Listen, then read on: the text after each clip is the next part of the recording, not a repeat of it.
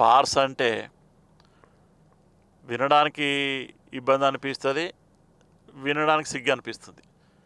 200 రూపాయల కోటి గోడగడని తెచ్చి బల్లలు వేసి నేను విఎంఆర్ ఫౌండేషన్ తరఫున చేస్తున్నా అంటే ఎంత పరువు సమస్య. నేను ఛాలెంజ్గా మీ ద్వారా తెలియజేస్తున్నా.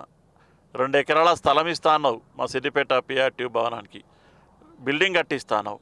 రేపు రిజిస్ట్రేషన్ చేయి, 2 ఎకరాల జాగా భూమి పూజ చేయి, దాన్ని నేను స్వాగతిస్తా. అన్ని అబద్ధాలు ఆడి ఉపాధ్యాయులు ఏదో ఉపాధ్యాయులను ఎట్లో లోపరుచుకోవచ్చు అని అనుకుంటున్నాడు తప్పితే అది చాలా తప్పు.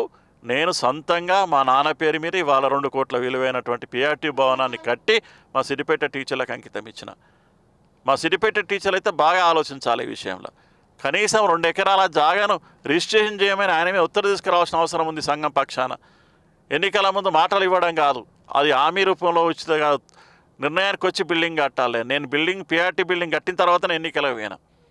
ఈ గాలి మాటలు చెప్పి ఉత్తుత్తి మాటలు చెప్పి ఏదో పబ్బం గడుపుకోవాలని చూస్తున్నారు, కానీ అవన్నీ పనికి రాకుండా పోతాయి.